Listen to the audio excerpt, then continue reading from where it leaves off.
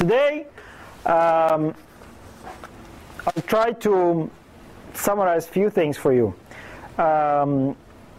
We will get into more details of the model, the system model, because, I mean, this is all about seeing the system, right? So yesterday we had a snapshot of the system, right? Today we'll go over it. The relationships, how it actually play in real life, and what happens over time. But before that, I'll speak a bit about the context that any startup works in. So we'll speak about stakeholders, and we'll speak about differences between industries, because throughout these workshops we have been speaking in general terms, but in reality there is lots of differences between a biomedical startup, an internet startup, consumer product startup, and so forth, robotic startup, right? And we will speak about differences in the location, the geography that you are working on. I know that few people are who sign up for these workshops are international students. You know, they might be going back to their countries. What are differences in terms of dynamics between different geographies? And as usual, we will have a small game, not too long. Yeah, and we will speak a little bit about more details. Like, you understood the system. What do you need to do after we finish today? So more of actions that you need to work on, things that, depending on the stage you are in, you should be taking these actions. Good plan? Any special requests? For those who came for the first time today, do you have any problems, any questions, so that I want to make sure that you are in line with what we're discussing? Good? Okay. Very good. So,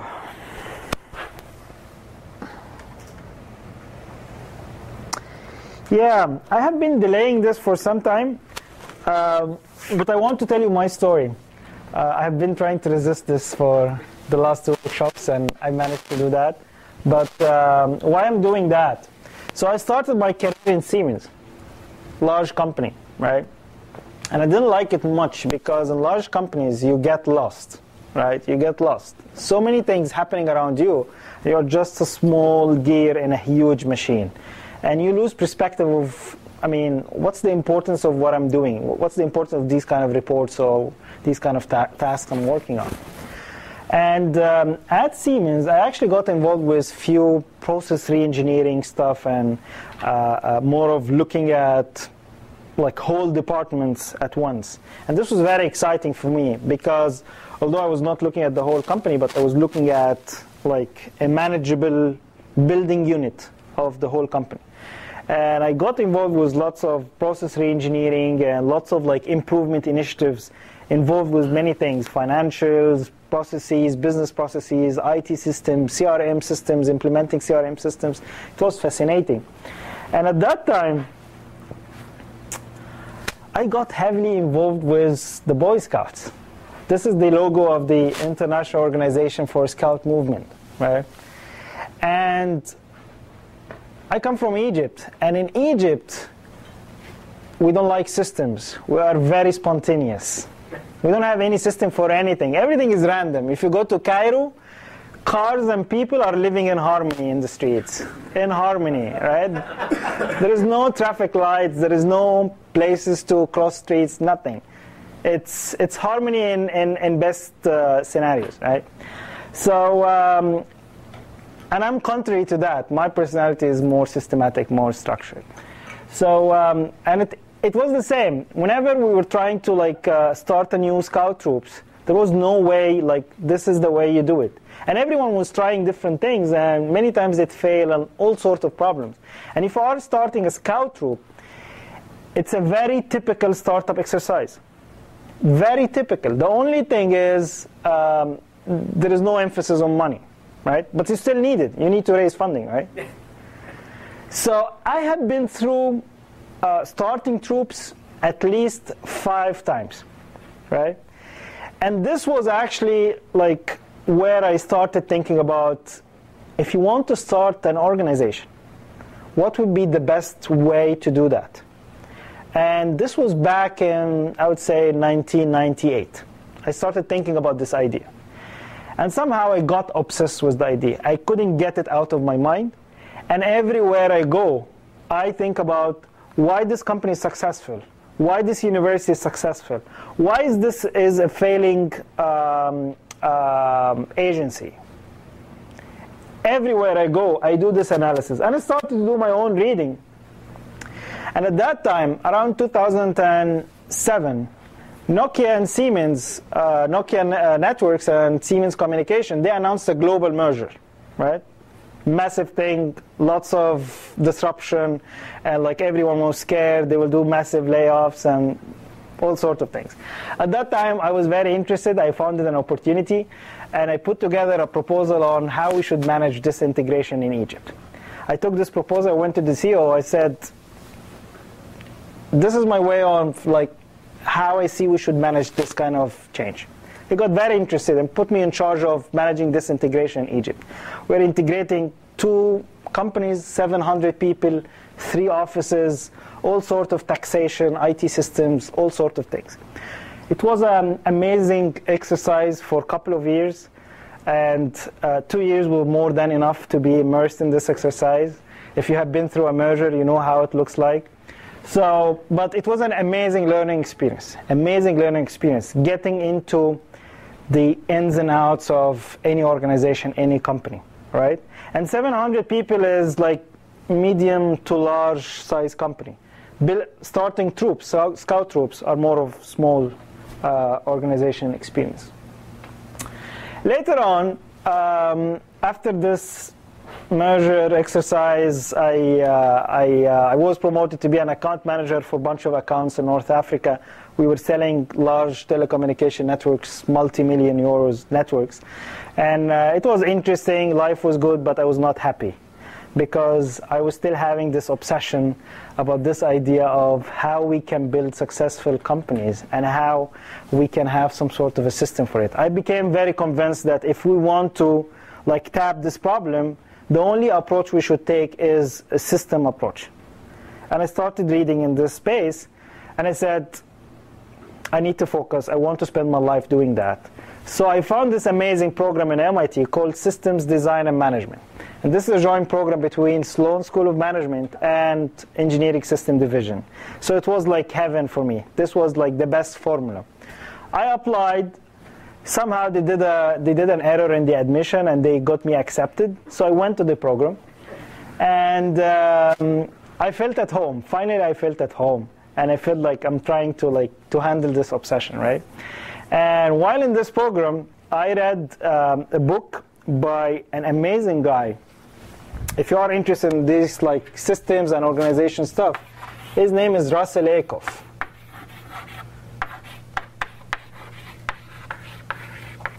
I don't know if you heard about him, but he wrote many books about systems and organization. One of these books is called Recreating the Corporation. This was written in the 70s and the 60s, very old book. The interesting thing that many of the problems he was describing, we're still suffering from. All organizations, like 21st century organizations, they are suffering from the same problems that he was describing in the 70s and the 60s. And he was speaking about the fact that we should be using system principles, system approaches, and we should integrate this into the way we design, the way we manage organization. So I got very interested and in his writing, because this was my belief, and he was like confirming my belief now in like actual words that I couldn't describe.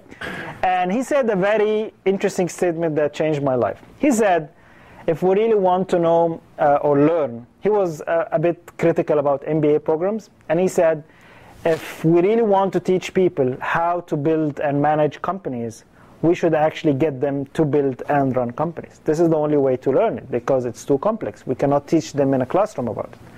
So I got very interested and said, okay, I need to start my own company in the US now. So I found my co-founder, David, and we started together ePowerhouse. Actually, David started ePowerhouse like a few months before me, and I joined, and we worked together in ePowerhouse. And what ePowerhouse is doing is actually trying to help more entrepreneurs and more startups to succeed. So it was very much in line with the kind of research topic and the kind of obsession I have. And the kind of approach we took in ePowerhouse is we found that startups, they need to be attached to some sort of a startup cluster or a startup community. This could be an entrepreneurship club, an entrepreneurship center, startup competition, an incubator. These kind of like communities, they come together, they connect together, they have like a mailing list and they share stuff. So most of startups, they are connected to a cluster. And what we found is there are almost no tool in the market to manage these clusters. And at a certain point, it becomes very complex and very hard to provide support for the startups in your cluster, right? So because it's a very manual process, there is no way to scale. Like, for example, if you want to bring mentors, I mean, there is physical limitation. I mean, you cannot get infinite supply of mentors for the startups you have. So we said, okay, why don't we use technology and artificial intelligence in helping these kind of clusters? So we started working on this in ePowerhouse. We had some success. We got few clients. Actually, the city of Boston, the Office of Business Development is one of the clients we have. We have another client in Egypt, the American University in Cairo, and we have another client in Africa. So those are like the main clients that we're working on. And the whole idea, it's a platform for managing and scaling startup clusters. So this was, again, an amazing opportunity to learn more about the dynamics of starting companies in the US. And it was an amazing platform to apply many of the ideas and many of the things that I reach out to in my research. While doing that, I did some consulting for the World Bank about how countries implement entrepreneurship and industrial policy. So this was an eye-opener for not only the dynamics of the startup, but also the ecosystem that startups will work on. And after finishing my program, I haven't finished the problem, but finished my program, and I got a very interesting offer from an interesting company here in Cambridge called Vecna. And Vecna works in robotics technology. They have other like IT technology, but robotics is kind of the genesis of the company, and they focus on the healthcare sector. And what I'm doing at Vecna is I'm focusing on financing the R&D activities and working a little bit on the commercialization of whatever they invent in the R&D. So it's also very close to this idea of how you can take an idea to the next level. And then I said, okay, this is interesting, but I want to share the kind of conclusions I reached out to. So, many years back, I read an interesting quote that says that a treasure that you don't spend from is like a science that you do not share, or knowledge that you do not share is like a treasure that you're not spending from. So I said, okay, I don't want to do that. So I want to share the knowledge because while I'm doing that, I'm also learning. So I learn a lot from the kind of feedback you give to me and the kind of connections that I build over the years from people like speaking with me, bouncing ideas, and bouncing opportunities. So this is where I come from. This is the whole evolution, I would say. Did I answer your question on the first day? Yes, you did. It's a little bit late answer, but here you go. You got your answer. Okay, so what are we going to do today? With the context. So this is your startup. Okay?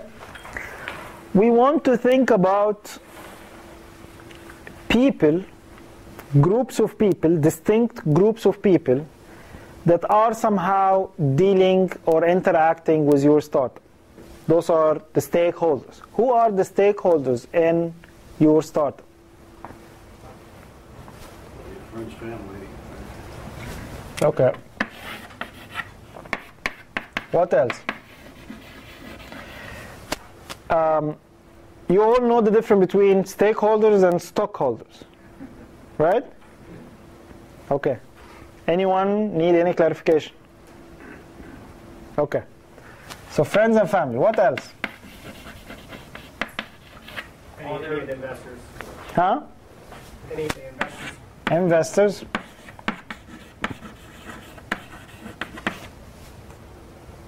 Other startups.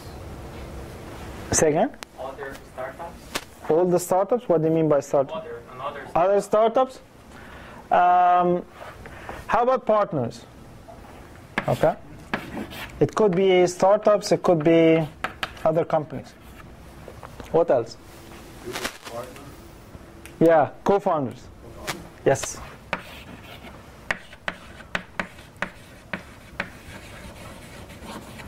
Or founding team in general. Who else? Huh? Customers.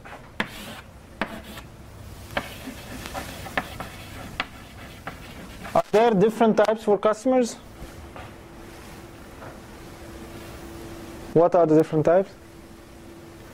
Well, there's different stage of customers in terms of how vested they are. No, not the state.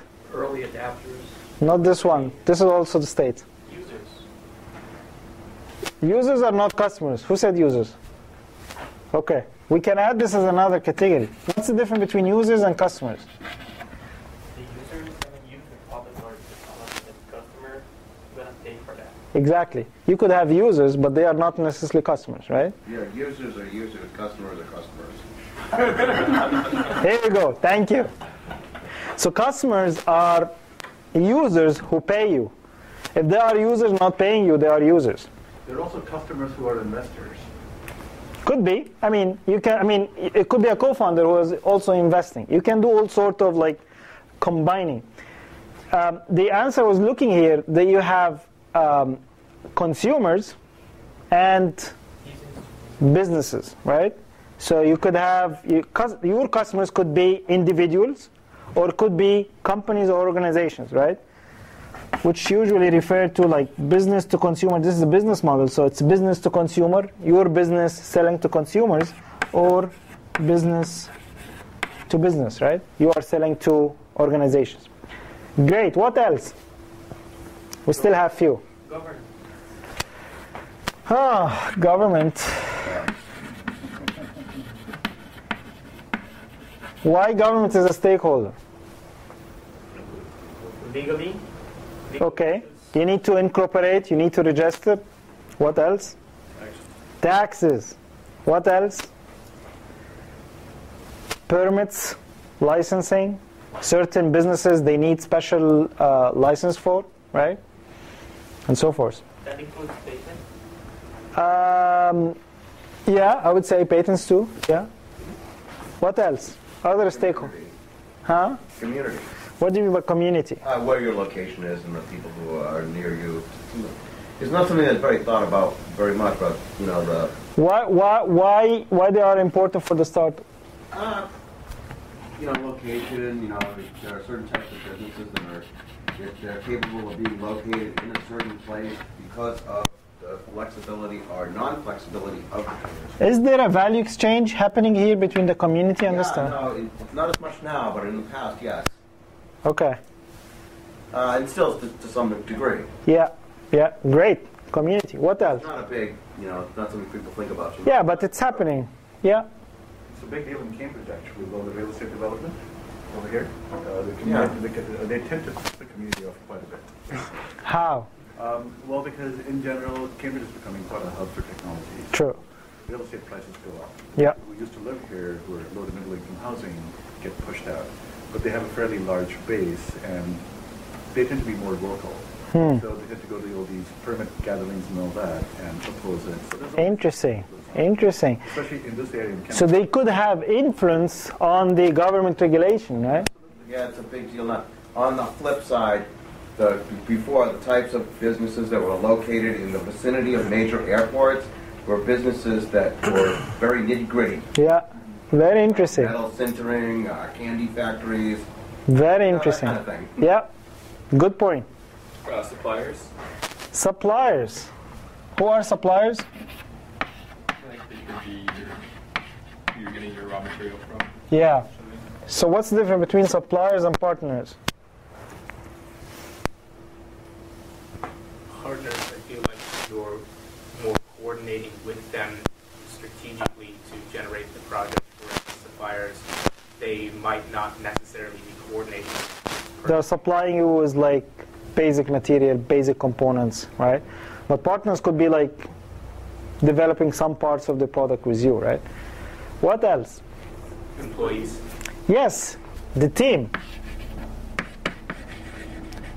So the founding team is a little bit different than the team that you will build later on. What else? Universities. In what sense? Well, if you are creating your product or technology under an university umbrella, you have to give some IP issues, or probably you're going to have some trouble. Not trouble, but you have to understand how it works. Any other reasons to get attached or be in touch with universities? Building your team. Yeah, talent, research.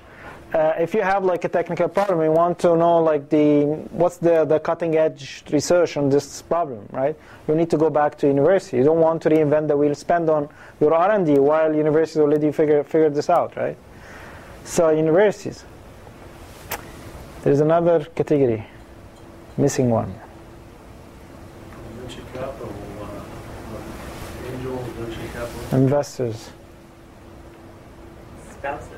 Spouses. But you've got that in family. Yeah, but it's worth put them in like.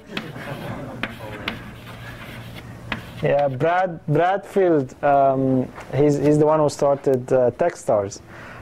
He wrote like series of books, and one of them has to do with like how do you manage like your relationship while building a startup. Very interesting book. What about professional services? Right? Give me some examples for professional services you will need. Lawyers. A good business consultant. Say again? A good business consultant. Business consultant. Accounting. Accounting. Yeah. Marketeer. Yeah. PR. Graphic designer. User interface. And Gatekeeper. industrial design. Sorry? You have like a person who works in your company who is like a gatekeeper who keeps you from spending money on services that are a waste of time.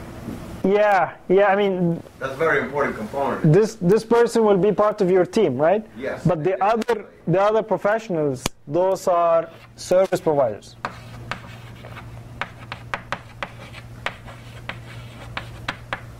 How do you think they are different from suppliers?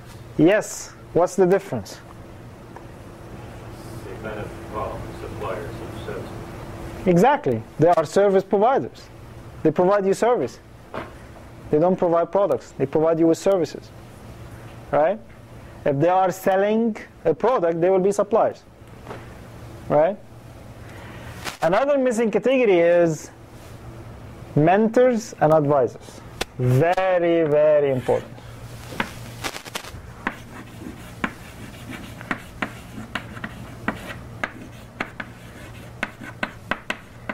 Why this is very important?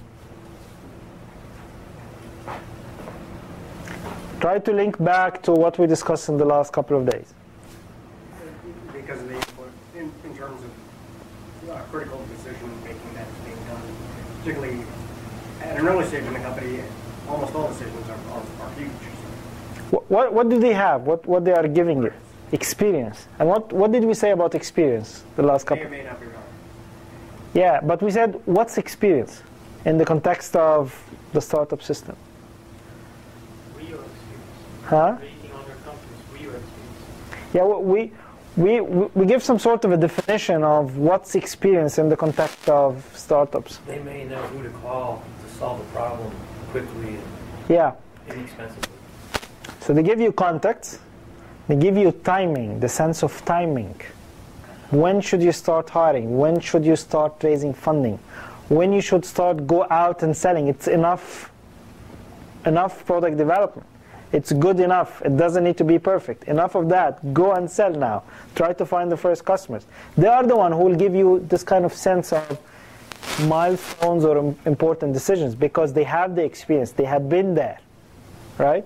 Yes, their experience might be biased, skewed, and that's why you're trying to get mentors or advisors who are very much in line with the kind of industry, the kind of business you're trying to build, right? They have been through the same industry, the same type of startup.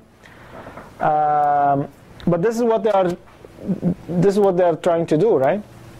Give you the sense, give you the context, the networks, right? Give you maybe some insights, some ideas, some business modeling, right? It's important to know other entrepreneurs with links. This other entrepreneur could honor the mentors. Say again. It's important to network with other entrepreneurs, right? I don't get what you're trying to say. I'm trying to say, So the mentors get you. I'm trying to ask, would they be a different kind of stakeholder, or would you put them under this? Okay. So other entrepreneurs would be under mentors and advisors? Yeah. Yeah. I mean, usually mentors and advisors, they are like experienced entrepreneurs, serial entrepreneurs, maybe experienced executives, which is a bit risky, but someone who have been there, right? You have a question? No? Okay. Actually meant entrepreneurs who are in the same position that where you are. Powerhouse, I'm sure. So to know people who do the same thing as you do. This is useful. Yeah, it could be. So like, I would, you know what? I would lump this into the community because it's like a general category. If you have investment, I wouldn't this as a stakeholder. I was about to put like board of directors or board of advisors as stakeholder, but in essence, it's a collection of other stakeholders from here, right? So this is the, are we missing any other category? In which category you can classify incubators, accelerators, companies, or kind of environment? Good point. Partners, perhaps? Could be partners. Service providers. Could be service providers. They're providing a service actually. But they are not like a very basic stakeholder, I would say. You can further break them down. So I think this is good enough. So the system I showed to you yesterday, this was a system of interacting together, right? Variables. But this one, this is the context of groups of people that you will be dealing with, right? And as anything that we discussed, it's very dynamic. The emphasis, the needs will be changing depending on the stage you are in. Like for example, if you already started sales and you're already established, the emphasis on mentors and advisors goes down because probably at that time you will hire professional people, you will have board of directors, so you wouldn't need mentors and advisors, right? And so forth. I mean, the emphasis will change. Like in the first few months, you wouldn't be focusing on like building the team. I mean, just you and your co-founder, right? So this is the context. The next thing we need to speak about is differences in industries, right? So give me examples of startup industries. Internet. Biotech. Healthcare. Big data. Shipping. Consumer products. Automotive. Yeah, professional services or businesses. Space transportation, becoming a commercial industry now. Robotics. Medical devices. Huh? Transportation. Transportation. Artificial intelligence. Artificial intelligence. Artificial intelligence, is it an industry? Is it an industry or it's more of a technology? Well, it will be an industry. Maybe. Energy. Energy? I look at everything retail. E-commerce or commerce in general, right? No, not necessarily that. I mean, Any retail, any yeah. product is- True, true. Any retail, I wouldn't exclude yeah. anything. True. Tons of industries, right? Here's the trick.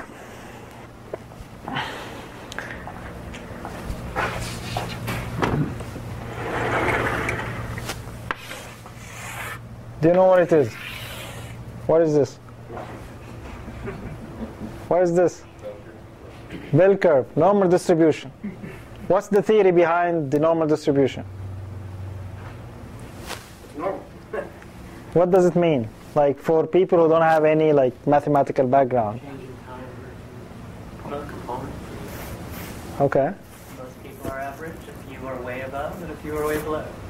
It's an abstraction of something that does not actually really model what's actually happening in the world at any given moment. Okay. So I'll not claim that I'm the best person to describe this, but I will tell you the way I understand it. The way I understand it that anything in life, if you want to kind of classify it randomly, you will find very small group of things here, and another small group of things here, and a large group of things here. So there are three distinct groups. This group will have kind of extreme attributes of whatever characteristics you're trying to understand, and this one will have the other extreme of the characteristics, and all the one in the middle will be like average. Do you have any examples for that? Test scores. Test scores, right?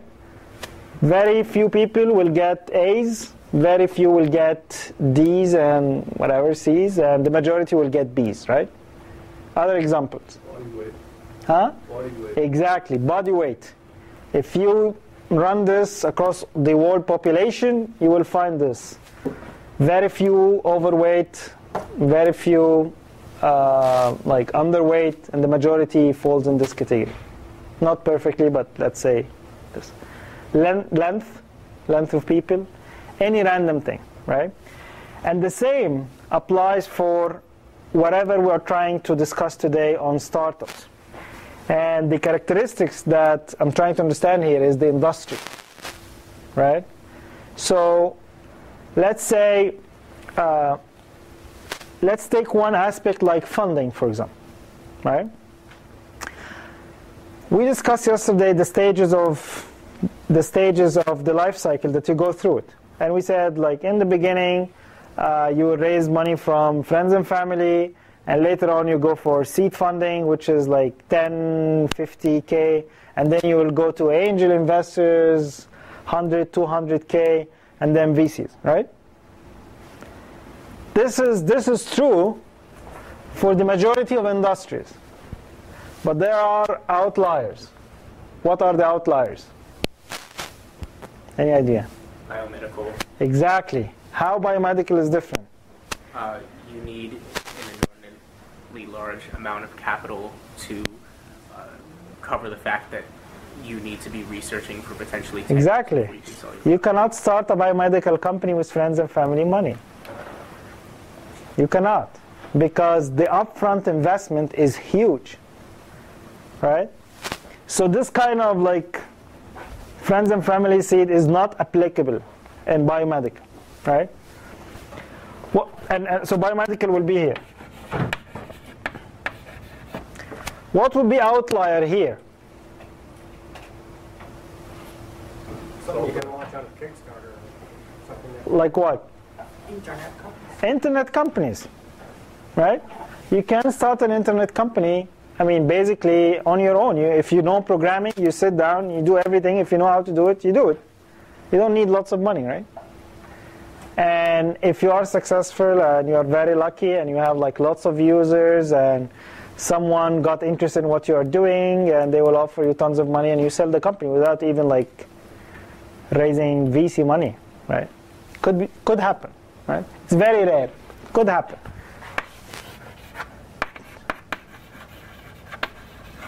So these are outliers. The same approach applied financial, team-wise, product development, customer acquisition, management, and so forth. Like, yes, the majority of the companies you can start with 2 to 5 people. Usually this is like the range. But there are outliers that start with large number of people, and there are companies that start with 1 person. Right? So just be aware of that there are differences between industries when you are looking at that. Do you have any specific question? Because I cannot go over all the industries. If you have questions regarding specific industry, let's discuss this now. Are you interested in like specific industry that you want to discuss differences between this industry and other ones? Yes? So, for advanced materials or organic materials, for example, do you have an idea about traditionally what is required for startup capital?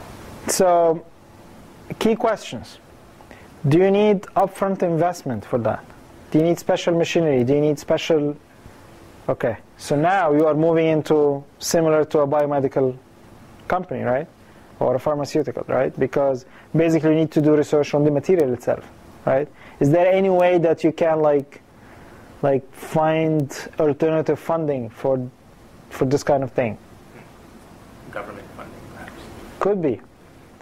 SBIR grants. How many of you heard about SBIR? What SBIR stands for? Yeah. So SBIR are grants from the government that are distributed to government agencies, mainly Department of Defense, NIH, National Institute for Health, NSF, National Science Foundation, these kind of government agencies. And these government agencies, they have like announcements about interested technologies that they are interested in.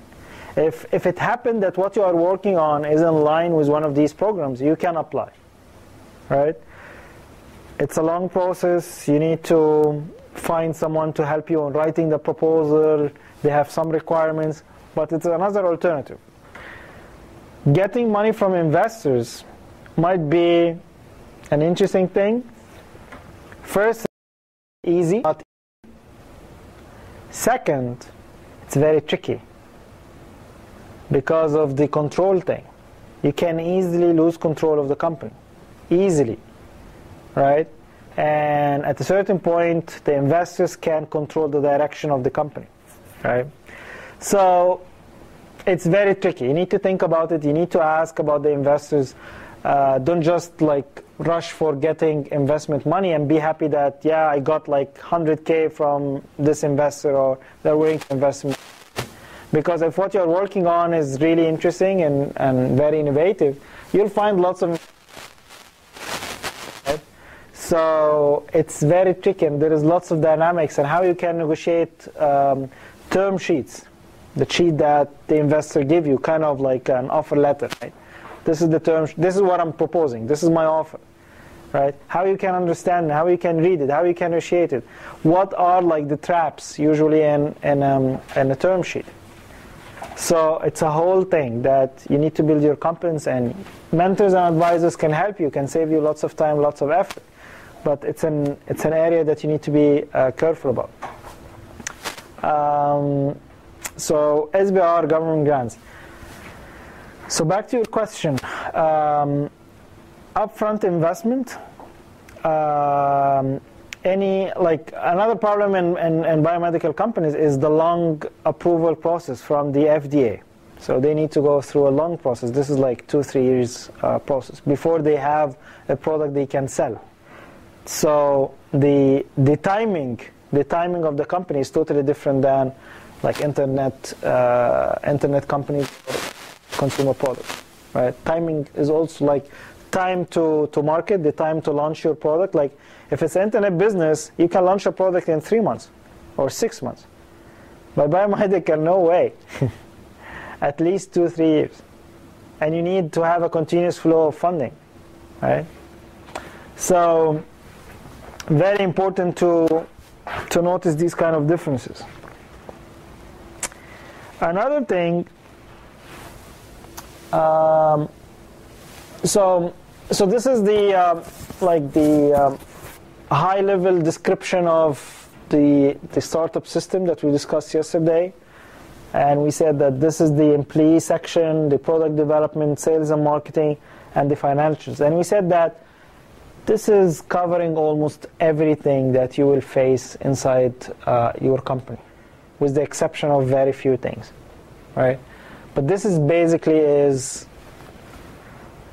most of the variables, most of the components that you will be faced with, decisions you will need to make, things you need to think about, things you need to manage, rates that you need to look at. But what we haven't spent time discussing yesterday is the ecosystem.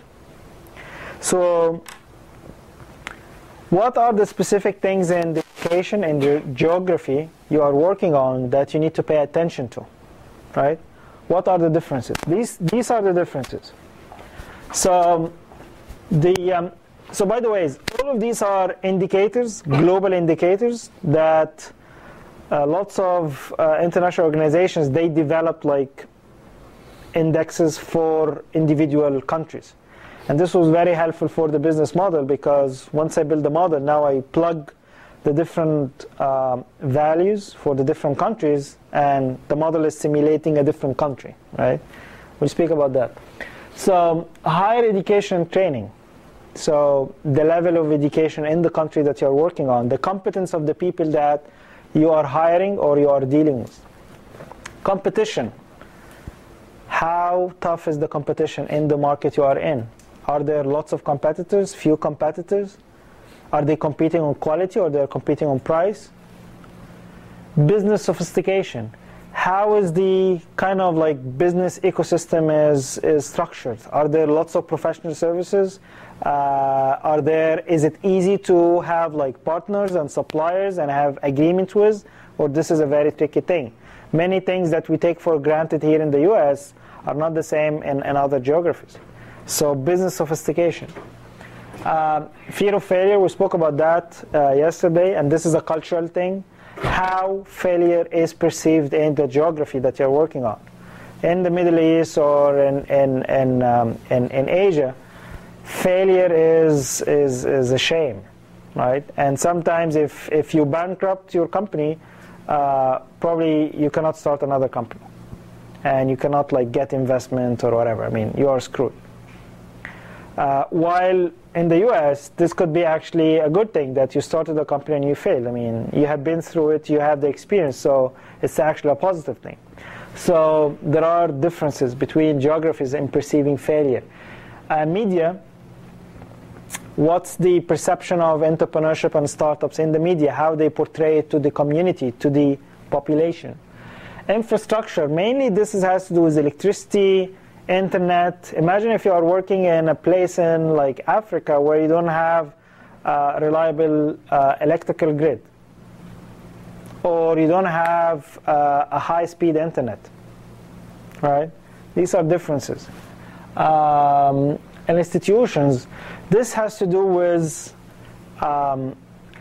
the national institutions in the country. Has to do with, do you have a patent office, a functional patent office that can secure your intellectual property? What about the rule of the law? What about corruption? All these kind of things.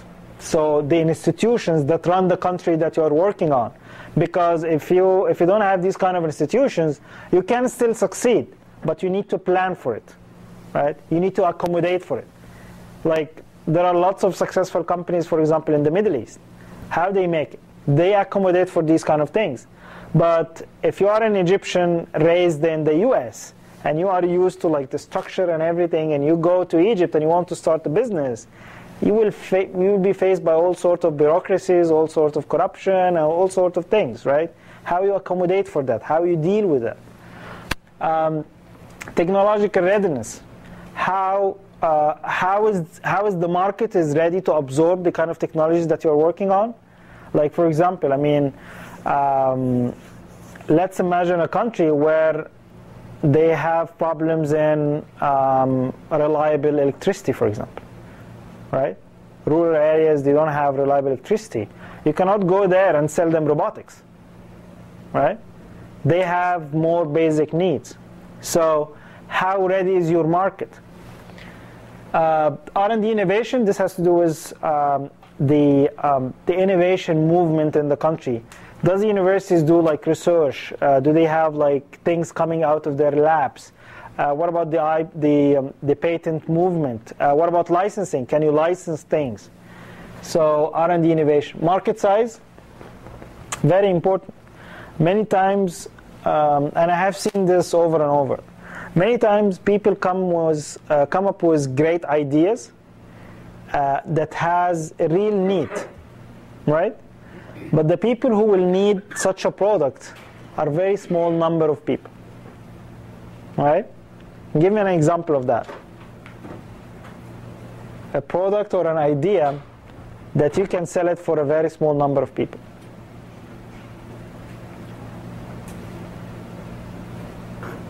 Any idea? Space travel. Space travel. Okay, let's take this. Yeah. Who needs or yeah, that's why it's tricky, because sometimes you could have a small market, but it's a niche market. They can't afford paying for it, right? So that's why space is a bit tricky. Let's say that you come up with an idea to make it easy for people to learn Swahili. Swahili is the language in South Africa. It's one of those like early languages they have, right? So you came up with amazing algorithm, amazing tool that can make you learn this language in a couple of months. Amazing, right? How many people will buy this from you? Very few, right? There is no huge demand that would justify the time and resources that you will invest in building this thing. So a very important question that you need to ask yourself, is there a large enough market would justify me putting the time and the effort building this product or this service? Very important. That's why the initial customer or market research is very important to get a sense of the size of the market, right? That's why investors and mentors and in a startup competition, one of the key questions is, what's the market size?